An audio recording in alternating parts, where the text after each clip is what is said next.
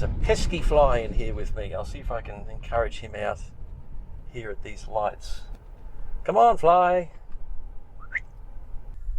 SAAB used to be the car brand for cardigan wearing professors and architects until General Motors bought in and turned things a little more mainstream, and this is one of the products of that intervention, the SAAB 93.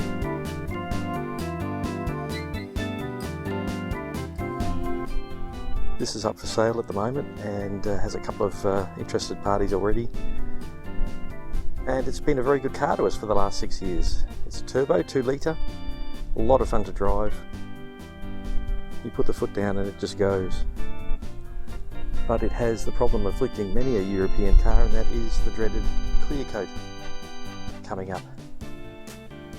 What I've done there is sanded it back a bit and then put fresh clear coat over the top of it to sort of stop it progressing any further and to stop little wisps coming off as you drive along. And so we bought it when it was 10 years old, and now it is 16 years old with 207,000 kilometres on it. And in the past it's had some sort of work done to secure the rear tail light lens there, and then just recently this one fell off, so I did the same thing, and you could watch that video if you wish on that link.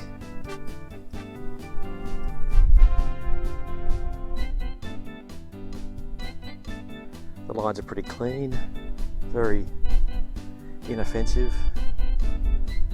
I think sometimes it looks like a shrunken Commodore, but that's just me. This is the Arc Sport, so it's got a couple of extra niceties on it, but the Aero, of course, is the one that everyone aspires to. Sunroof, which has only just recently stopped working. I had to close that manually using a little hidden screwdriver point in the roof. Leather trim on the armrest, very plasticky door with some fake wood trim. Leather seats have seen better days, but still comfortable and still can be warmed up in winter. Quite warm, in fact. Very nice. Now, the thing with SAAB is being an aircraft manufacturer, it still is.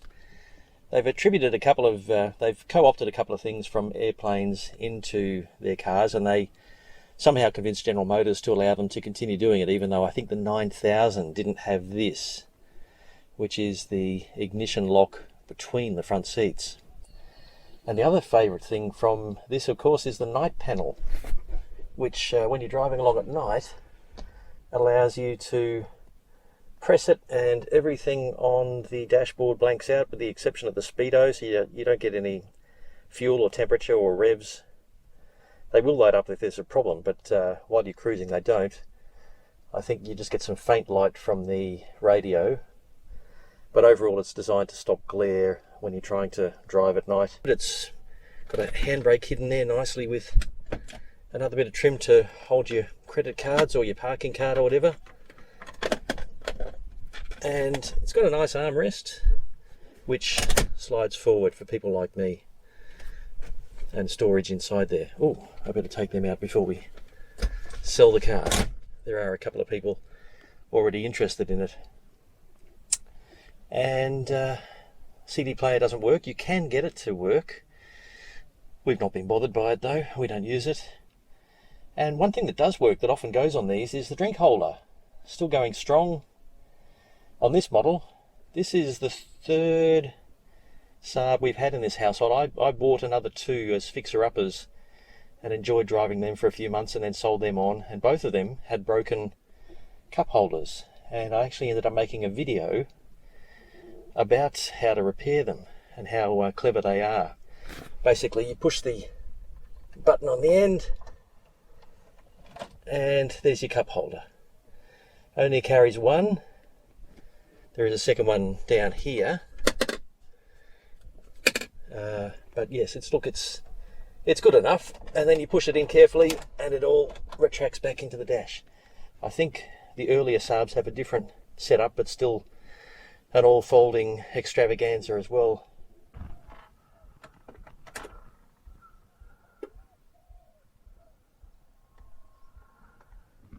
It has checked and been happy with what it's found.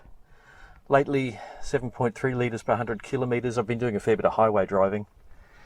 And that's where the SAAB is great, in fact. The turbo 2 litre just sort of lopes along. It seems to want to cruise and sort of continue on.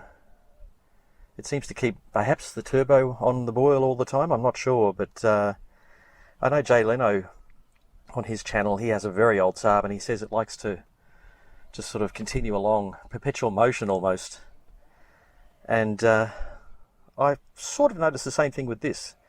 If you take your foot off the accelerator at say 60 kilometres an hour, it'll sort of continue along close to that, whereas other cars will immediately start to slow down. So maybe there's something engineered into them. The headlights, which automatically turn off when you turn the engine off. It does have rain sensitive wipers, and the Arc has the electrically operated seats, but unfortunately no memory, so every person that gets in has to adjust themselves to what they want to be. That undoes the glove box, which once again has some stuff in there I'll have to find a home for. Other SAABs have different radios. Earlier ones seem to have one with a green screen there, and then later ones have a different one again, but this one just basically has buttons and that's it. But it's certainly a good system, and it also increases its volume, as many cars do, as you increase your speed to account for any interior noise. Back seat, little pull down armrest in the middle. And those SAAB headrests that you often see. So this is a car design that was shared among Vauxhalls and even Holden here, but SAAB put their stamp on it by making a couple of things different. For example, the night panel and the ignition switch. So they weren't afraid to push the boundaries with General Motors. So I'll just undo the bonnet and show you what today's task is.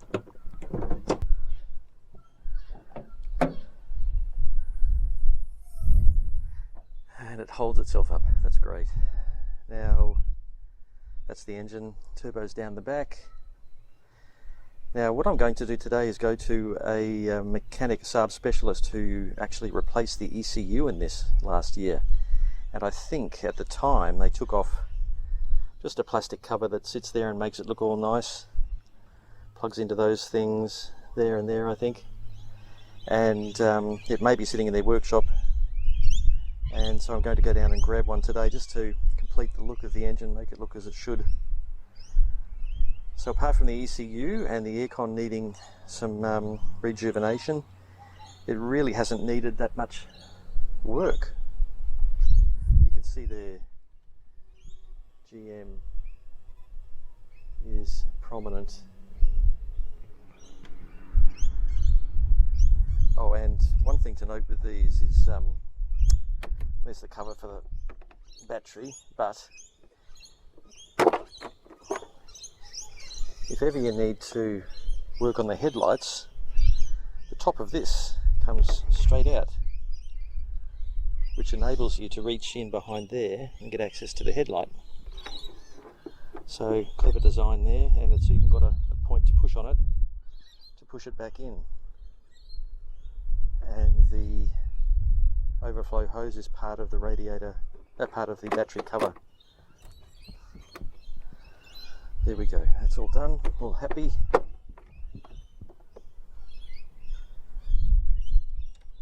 Off we go. Right, we start it and we reach not here, but down here.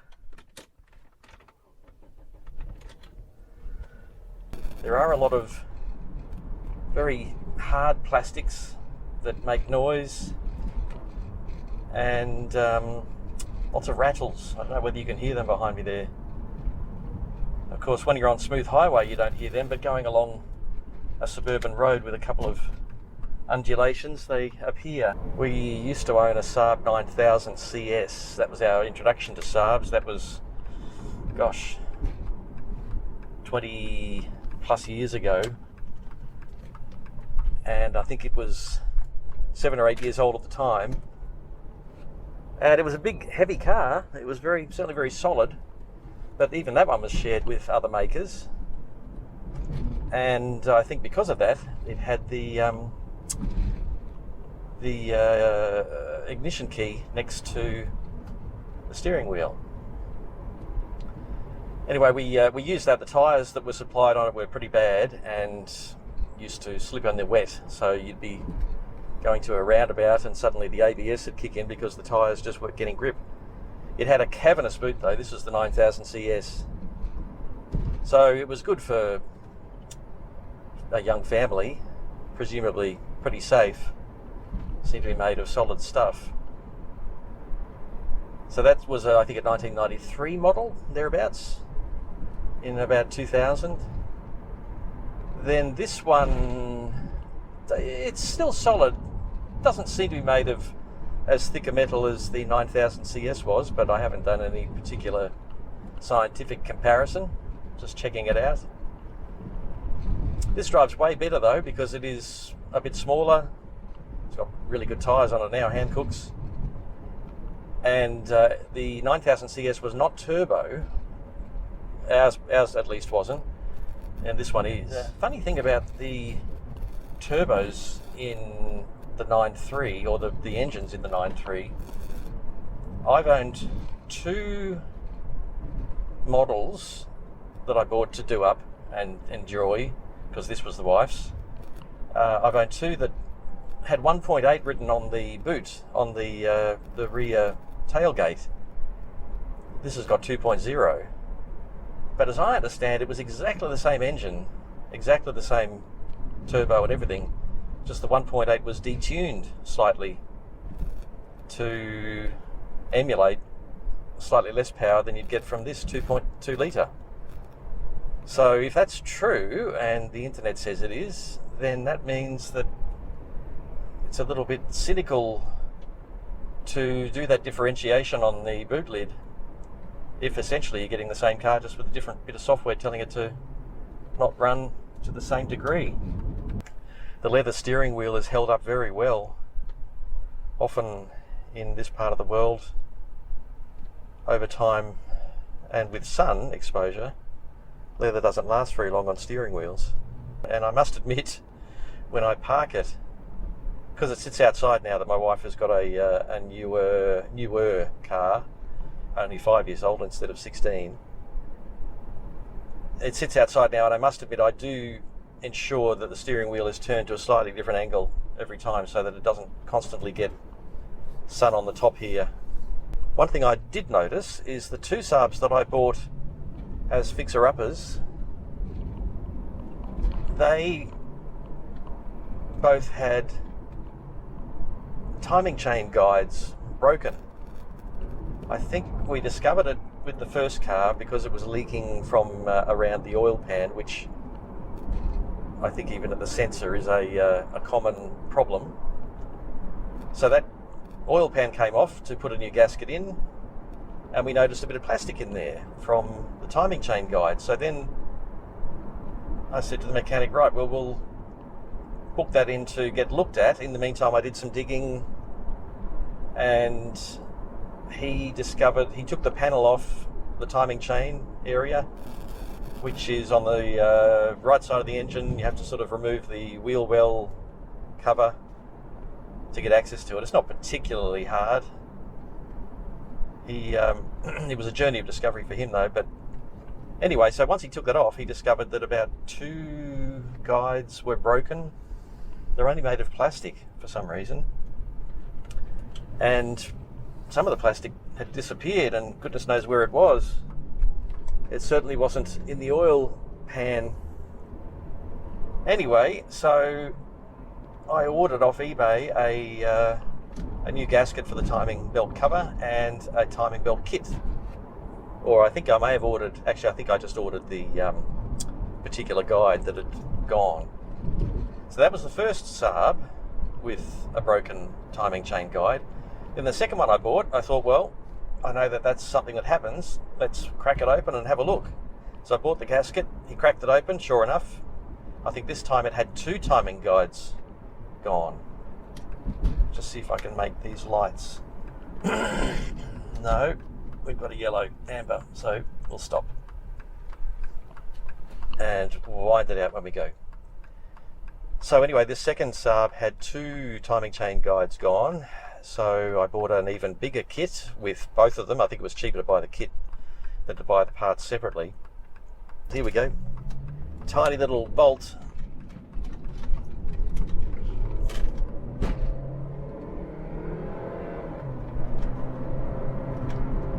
$100. Anyway, the third part of this story is that then I said, right, well, this is obviously a problem of some note. And I had noticed that this particular SAAB had a bit of a rattle when it started up. I mean, the other 2 did as well.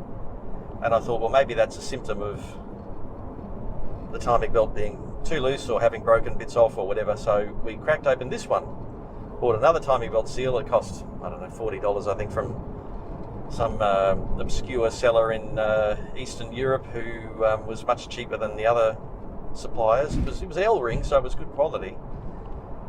And this particular car had no problems with its timing belt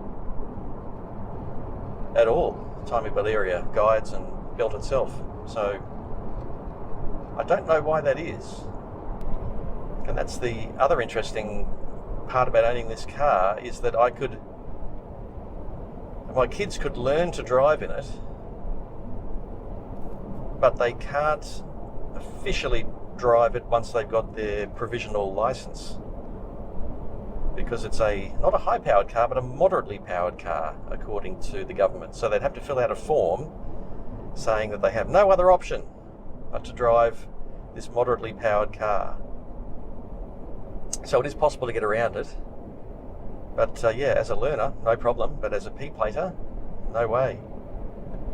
And sure, it is a fast car, but I'd love to know whether a moderately powered 2-litre 4 is more dangerous than a 6-cylinder Commodore or Falcon. Rear-wheel drive as well versus front-wheel drive, I don't know. You'd have to look deeply into it. I think the whole government side of it comes down to power to weight ratio, and this may well have an advantage there. But there's no problem with a P-plater owning a Commodore or a Falcon, as far as I know, 6-cylinder. So, yeah, that's bureaucracy for you. Very quiet, just a bit of wind noise. The tyres are reasonably good for noise. You don't hear the turbo. You can hear it sort of whooshing as it comes off. Just a slight whoosh out of the engine bay. But I used to own a Copen which had a turbo, admittedly only 800cc engine, but that used to have a turbo whistle. You could hear it spooling up, and then you didn't hear it come off, but you could certainly hear it spooling up with a little whistle. But this one's very quiet in all respects, except for that sort of sounds like it's catching its breath after doing a bit of turbo work. Christmas before last, my wife had just bought her new car, or her newer car. My daughter's car was on the blink, so she was driving this. She filled it at the service station to the brim with premium fuel, which it likes, and then went to start it, and it would not start. So I think that she and the person she was with pushed it off the forecourt, and they got a tow, and then took another car to come down to family celebrations for Christmas. And then I got my mechanic onto it. He said, yep, sure, that'll be fine. I'll just lift up the back seat, check the pump and everything else, and we'll be sweet. Now, he suspected it was the pump because of something that I'd never heard of, but I'm sure plenty of you have, is that if the petrol pump gives out on particular cars, like Commodores, and now it seems this one, you hit the underside of the fuel tank with a hammer or something, and it just just makes the fuel pump vibrate enough to have one of the bushes inside make contact and power it up. The problem with the fuel pump is that the bushes are giving way after many years of use, and you don't know which bush has gone, and there are a few in there. So you just give it a whack and it will hopefully make contact, and the car will drive. When you stop the car, it's then a lottery as to whether you've stopped it on a contact point or if you're in the same situation again where it won't start. So we knew it was the fuel pump. Then he lifted it up the back seat and was dismayed to see that there is no top access for the fuel tank from inside the car. So then he had to remove the fuel tank, but it was full to the brim, and I mean, it was at a service station when it broke down, with fuel. So then he had to siphon the fuel out, remove the fuel tank. He changed over the fuel pump, and I think the gauge mechanism was all one enclosed cylinder, and went straight in there to replace what was in there. That fixed it, and then we had all this fuel lying around that I think we put back in and maybe shared with another car. I'm not quite sure. But anyway, he was a bit dismayed, a bit disappointed that it wasn't like every other car and had an access panel under the rear passenger seat. Come on, Fly, hop on my driver's window and I will let you out. Have my word. Oh, there we go. Let's give it a try. Hey, he's gone. There we go. Interesting thing, when we had the ECU done, I picked up the car. The ECU had been sent away to Melbourne, I think, to be refreshed. I don't know that we got the same one back that we sent down. Maybe it's one of those places that accepts your old one and gives you a reconditioned one. Anyway, so I picked up the car and I'm driving down the street doing, I estimate, 40 kilometres, not rushing off. There was no one behind me. Look down at the speedo and it says I'm doing 70 or 80.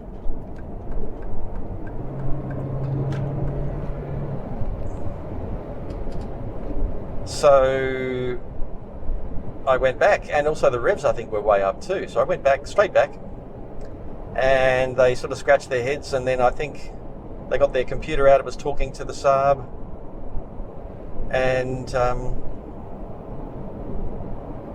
eventually they figured out how to get it to play ball. May have had to make a phone call, but anyway, eventually it came good.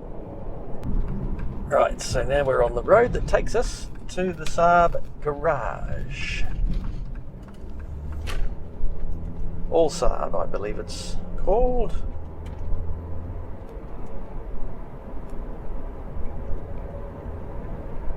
So yes, I'll give you a demo of the turbo lag. It's quite minimal. So I'm doing 60 now. I want to do 70. Takes maybe a second and a half to react. Now that's obviously if you're really kicking it in the guts. If it's already spinning away and you just adjust, it's not a problem. Now that we're off the highway, you can hear the rattles appearing again, and even my elbow is making the door make a little crunchy sound.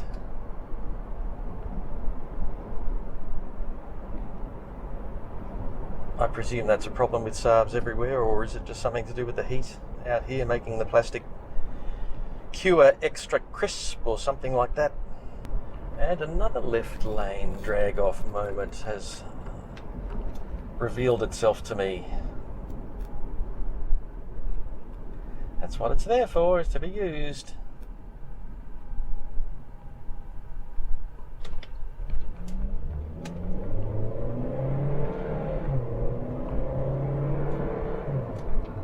70.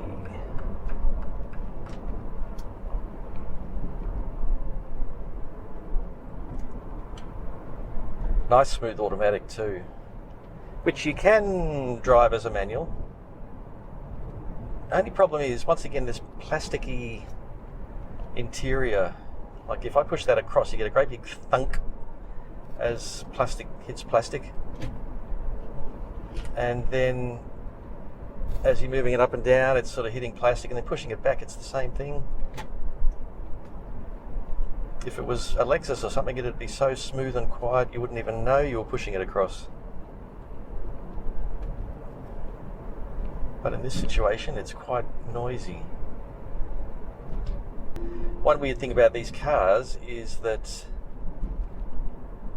I think it's a global setup for the steering wheel, because they all have a phone button on the steering wheel, as well as radio controls, and then volume and such on the right, source and mute. But they all have this phone button on them, even though there's no phone module available for SAABs in Australia. I think it's a North American thing. So you can press it all you want, it will not connect to anyone. Which would have been confusing to people who bought this car, because it was a $50,000 car in 2006, which is an expensive car. Well, to me at least. I think you could still buy ordinary Falcons and Commodores for around 30 then. Probably around 30. So this was 20,000 more, and to be told, well, yes, there's that phone button there, but it doesn't work, would have had them scratching their heads. Right, we're nearly there. He's hoping they've set aside a little cover, engine cover for us.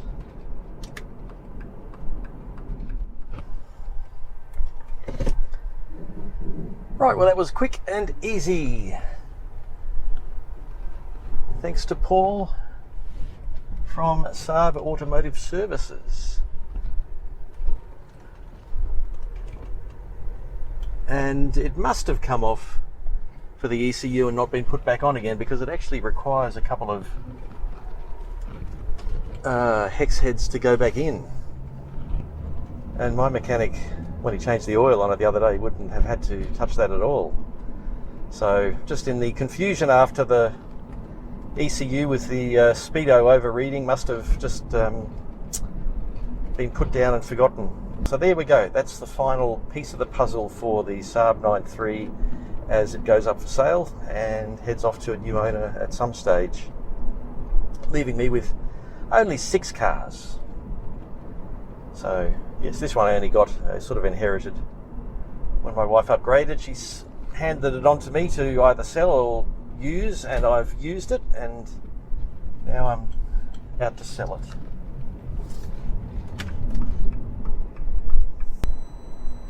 What did they say in school? I think they taught us the human brain can only remember 7 plus or minus 2 things at any given time. So between 5 to 9 things is what I can remember. So 7 cars means I'm going to I could be forgetting 2 every now and then. I'll go through them in order of manufacture. Well, I think it's the Mighty Boy first, then the Vortex, then the Nicky, then the Corolla, then the Discovery, and I've missed one already. There you go. I'll do them in order of where they are in the storage. Mighty Boy, Nicky, Corolla. Yes, Lynx. I forgot the Lynx. SAAB, Vortex, Discovery. So that's 7. There we go. Once this car is sold, the youngest car I'll have will be the Lynx, I think, from 1996. because the Subaru, Suzuki, Nikki, Toyota, they're all 80s, very early 90s. The Discovery is 95 and the Lynx is 96, so yes, 26-year-old car will be the youngest one I own.